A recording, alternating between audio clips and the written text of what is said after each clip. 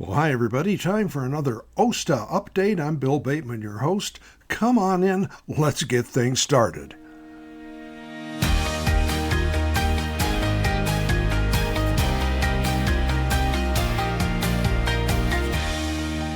Welcome to another OSTA update. I'm Bill Bateman, one of the team here at the Oregon State Tenants Association, OSTA, and we have got a lot of things going on.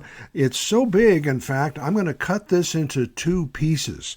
In this edition, we're going to talk about the fact the conference is already half sold. We've sold approximately half of the tickets. That happens on October the 4th, and that happens in beautiful downtown Springfield at the Hilton Garden Inn. That's technically Eugene, if you're not a native Oregonian and don't have all that information in the back of your head. But yeah, that's happening from 11 to 3, and tickets are still available, good seats, and $25 per person. That's the same price it was when we had our last conference before COVID. We've kept the price the same to make sure you can come along. And by the way, if you want to invite a neighbor, another resident of a mobile home park, they'll get a free membership if you bring them, and that's kind of a good deal. Hilton Garden Inn, 3528 Gateway Street in Springfield. We're working on the lineup right now, and one of the things I have had a lot of requests for when I go out to parks, and we just, by the way, we do that. I just recently went up with our treasurer, Shannon, to Canyonville to talk to an individual who's having a problem up there and talk to them and some of the things in their parks. They said, we have the park doing a newsletter. How can we put our own newsletter together? Well, there's no reason that you can't, and if you are new to the newsletter version business, I'm going to be giving a free seminar at the OSTA conference, the basics of getting into putting out your own newsletter. It's easy, very inexpensive, and you can combine it. Not everybody uses a computer. I have about half of the people in my park. I do the newsletter here in my park, and about half of our 70 residents don't do a whole lot on computers. Well, we send it out as a PDF.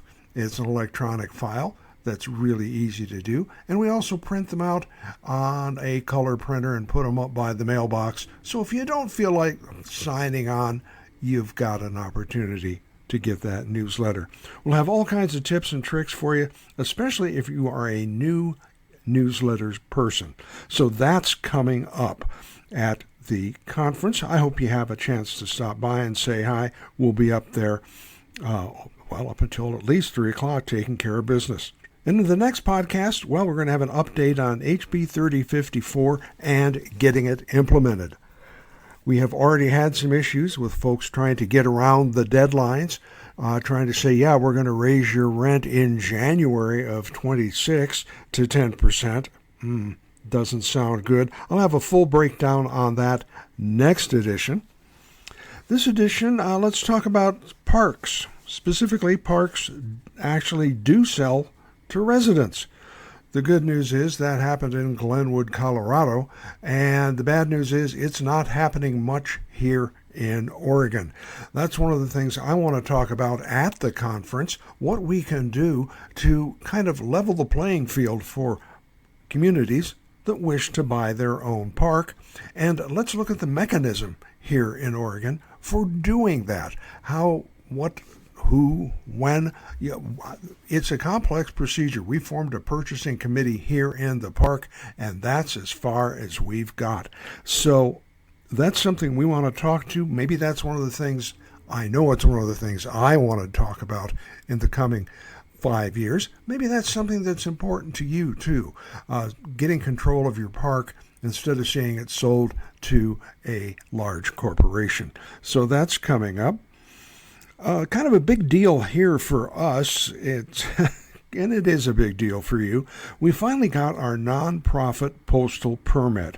Now that's a lot of hard work, and I got to send a special shout out to Rochelle, who's our vice president, for the tons of work she put in to get that thing happening. It's official. We are an official nonprofit organization mailing. We can put that little thing in the upper corner instead of a stamp, and that's going to reduce our costs, which means your dollar, your membership dollars, are going further. Also, a reminder, and this is working out real well, new address. If you want to send anything to OSTA from now on, send it to 105 West Bolz, B-O-L-Z Road, Suite 1587. That's in Phoenix, Oregon, 97535. That number will be in the newsletter. It's on the website, and it'll be on the membership forms. It'll be everywhere. We're going to hire a skywriter, I think, and put it up there in the clouds.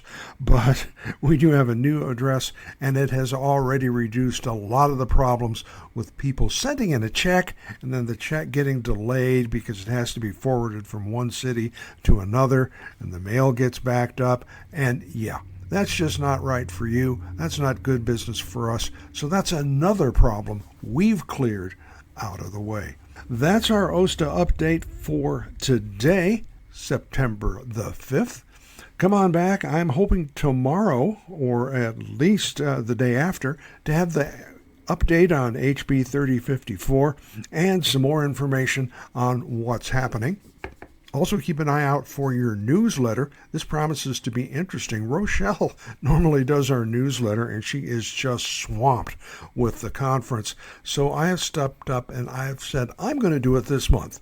So no wagering, please. Let's see how this comes out. But it should be kind of fun. I'm looking forward to doing that, and I hope you're looking forward to reading the next issue. So that's it for this week. Cooler weather ahead, at least that's what they're promising us. So stay cool, stay safe, and we'll see you next time.